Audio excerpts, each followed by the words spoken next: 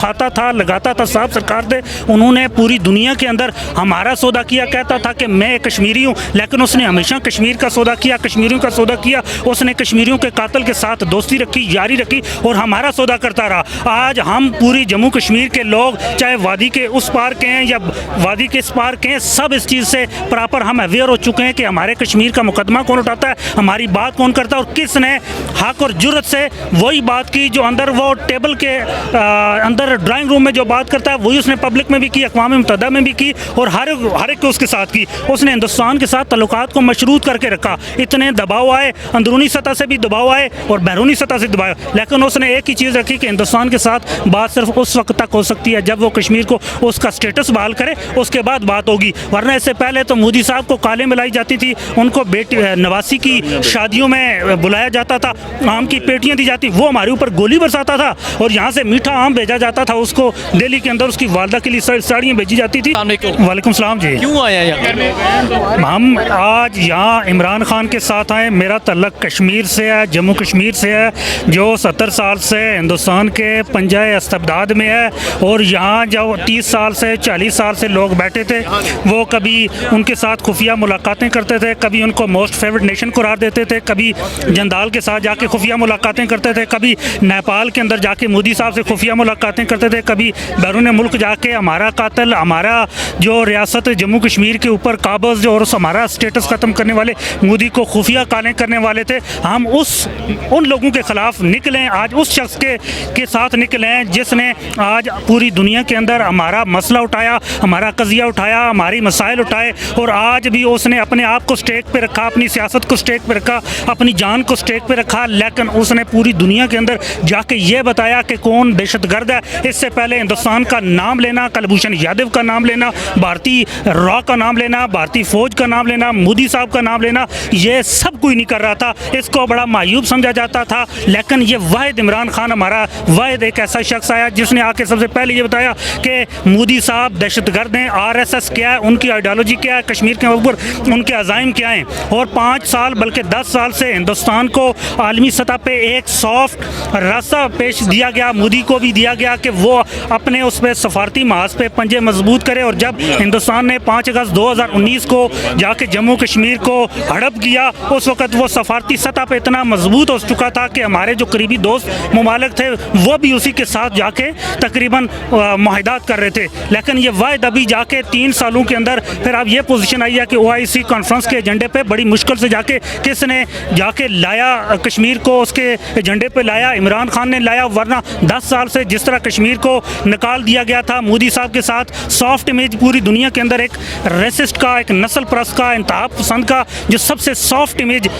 Produce کیا، بنایا گیا، وہ ایک ہمارے یہاں جو کھاتا تھا لگاتا تھا صاحب سرکار تھے، انہوں نے پوری دنیا کے اندر ہمارا سودا کیا، کہتا تھا کہ میں کشمیری ہوں، لیکن اس نے ہمیشہ کشمیر کا سودا کیا، کشمیریوں کا سودا کیا، اس نے کشمیریوں کے قاتل کے ساتھ دوستی رکھی، یاری رکھی اور ہمارا سودا کرتا رہا۔ آج ہم پوری جموں کشمیر کے لوگ چاہے وادی کے اس پار کے ہیں یا وادی کے اس پار کے ہیں، سب اس چیز سے پراپر ہم اویئر ہو چکے ہیں کہ ہمارے کشمیر کا مقدمہ کون اٹھاتا ہے، ہماری بات کون کرتا ہے، اور کس نے حق اور جرت سے وہی بات کی جو اندر وہ ٹیبل کے اندر ڈرائنگ روم میں جو بات کرتا ہے وہی اس نے پبلک میں بھی کی، اقوام متحدہ میں بھی کی اور ہر ایک کو اس کے ساتھ کی۔ اس نے ہندوستان کے ساتھ تعلقات کو مشروط کر کے رکھا، اتنے دباؤ آئے، اندرونی سطح سے بھی دباؤ آئے اور بیرونی سطح سے دباؤ، لیکن اس نے ایک ہی چیز رکھی کہ ہندوستان کے ساتھ بات صرف اس وقت تک ہو سکتی ہے جب وہ کشمیر کو اس کا سٹیٹس بحال کرے، اس کے بعد بات ہوگی، ورنہ اس سے پہلے تو مودی صاحب کو کالیں ملائی جاتی تھی، ان کو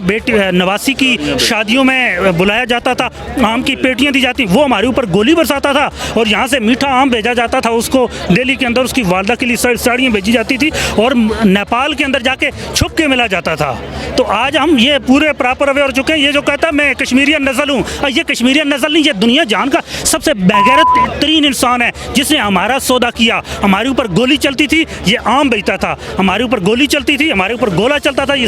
ساڑیاں بیچتا تھا، ہمارے اوپر قتل عام کریک ڈاؤن ہوتے تھے یہ خفیہ ملاقاتیں کرتا تھا، لیکن آج ہندوستان کا پوری دنیا کے اندر امید چلا گیا کہ یہ ایک نسل پرست ریسسٹ ملک ہے اور اس کا سارا کریڈٹ عمران خان کو جاتا ہے، اور ہم آج عمران خان کے ساتھ اظہار یکجہتی کے لیے آئیں اور ہم عمران خان کو سپورٹ کرنے ہیں، پورا آزاد جموں کشمیر اور پاکستان کے اندر جتنے بھی کشمیری ہیں سب عمران خان کی سپورٹ میں یہاں آئیں گے انشاءاللہ۔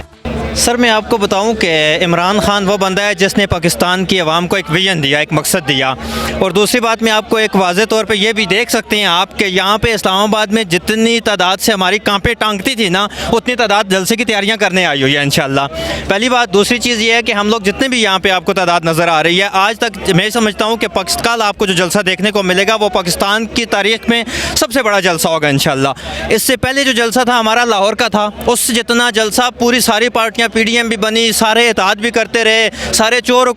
چکے اکٹھے ہوتے رہے، انہوں نے نہیں کر سکے. اب لاہور والے جلسے سے بھی 2 گنا نہیں 10 گنا زیادہ انشاءاللہ ہمارا کل کا جلسہ ہوگا. اچھا یہ بتائیں، آپ جو کہہ رہے ہیں کہ سب سے بڑا جلسہ ہوگا، پاکستان میں تاریخ کا سب سے بڑا جلسہ ہوگا، انشاءاللہ. کیا سمجھ رہے ہیں کیوں ہوگا یہ اتنا بڑا جلسہ؟ ایک طرف اپوزیشن بھی دعویٰ کر رہی ہے ہمارا جلسہ بھی سب سے بڑا ہوگا. نہیں دیکھیں، آپ اس کو میں یہ سمجھتا ہوں اس جلسے کو اپوزیشن سے تو ملائیں ہی نا، اس جلسے کو آپ ملائیں حق اور باطل کے درمیان. ٹھیک ہے، آپ یہ جنگ، اس وقت جو جنگ ہے یہ پاکستانی عوام کے حقوق کی اور ان کی رقم کھائے ہوئے کرپٹ چوروں کے خلاف ہے. عوام کل اس لیے اکٹھی ہوگی کہ وہ ان کو بتائے گی کہ ہم ان چوروں کے ساتھ کبھی نہیں ہیں، ہم عمران خان کے ساتھ ہیں. اس کے لیے ہم جان دینا بھی جانتے ہیں اور جان لینا بھی جانتے ہیں انشاءاللہ. ٹھیک ہے، ایک جلسہ کل ہوگا، ایک پرسوں ہوگا، اس کے بعد آ جائے گی عدم اعتماد کی باری، تب کون جیتے گا؟ سر میں آپ آپ کو تو اتنے مطمئن نظر آ رہے ہیں، اپوزیشن دعویٰ کر رہی ہے کہ خان صاحب کی حکومت جانے والی ہے، آپ کو تو پریشان ہونا چاہیے. سر پچھلے کچھ دنوں سے ہی سوشل میڈیا پہ یہ بحث تو چل رہی ہے،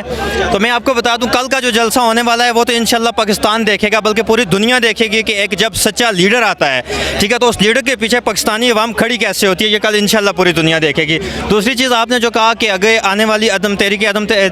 اعتماد کے حوالے سے، تو میں یہ سمجھتا ہوں کہ اس میں ہم تو بالکل پیغام ہیں، ہمیں تو اس کی کوئی ٹینشن نہیں ہے. پیغام اس لیے ہے، ٹینشن اس بندے کو ہونی چاہیے جو اپنے بچوں کے لیے، اپنے لیے، گھر کے لیے کچھ کما رہا ہو. میرا خان تو الحمدللہ ہمارے لیے، ہمارے بچوں کے، ہمارے مستقبل کے لیے لڑ رہا ہے، اسے کس بات کی فکر ہونی ہے؟ پہلی چیز. اور دوسری چیز، تحریک عدم اعتماد میں بھی وہ اپنے نمبر آگے تو بڑھاتے جا رہے ہیں، پیچھے نہیں دیکھ رہے کوئی ہے بھی ساتھ کے نہیں. کہاں سے آئے ہیں؟ میں جعفر آباد نصیر آباد سے. جعفر آباد بلوچستان. بلوچستان سے بالکل. اتنی دور سے آپ ادھر اسلام آباد پہنچ گئے ہیں، کیوں آئے ہیں؟ کون سا جنون لے کے آئے آپ؟ نہیں جناب، میں تو نزدیک سے ہوں، آپ کو پتہ نہیں ہے لوگ کہاں کہاں سے آ رہے ہیں، تربت سے، باہر ملکوں سے، صرف اس جلسے کے لیے آ رہے ہیں لوگ. بھائی میں تو بہت نزدیک سے آیا ہوں، یہ تو کوئی سفر نہیں ہے. ماشاءاللہ دیکھیں جی، جنون کہہ رہے ہیں کہ میں بہت نزدیک سے آیا ہوں، لوگ تو دوسرے ممالک سے یہاں جلسے کے لیے آ رہے ہیں. کون سا جذبہ آپ کو لے کے آیا، کیوں آئے ہیں؟ دیکھیں جناب، حب الوطنی کا جذبہ، یہ جو خان صاحب ان 3 سال کے ٹائم پیریڈ میں ہر پاسپورٹ کو جو عزت دی ہے، پاکستانی عوام کو، ہم لوگوں کو جتنی عزت جو ہے عالم اسلام میں ملی ہے، پوری دنیا میں ملی ہے. آپ بتائیں پچھلے 70 سالوں میں پاکستان کے عوام کو اتنی عزت نہیں ملی ہے. پاکستان کے عوام روٹی نہ ملے نہ صحیح، لیکن عزت کے وہ بالکل بھوکے ہیں، عزت ان کو چاہیے. ٹھیک ہے، جو ساری اپوزیشن عمران خان کے خلاف اکٹھی ہو گئی ہے، کیا کہنا چاہیں گے ان کے بارے میں؟ یہ اپوزیشن تو کوئی اپنے ایسے سمجھو کہ بلاول اپنے وہ ڈیڈی کو بچانے کے پیچھے ہیں، مریم اپنے ڈیڈی کو بچانے کے پیچھے ہیں. سپوز کل اگر الیکشنز کے اعلانات ہو جاتے ہیں، پرسوں یہ ایک دوسرے کو پھر گھسیٹتے پھرتے رہیں گے، گالیاں دیتے رہیں گے. اپوزیشن کی تو بات ہی نہ کریں. بہت شکریہ.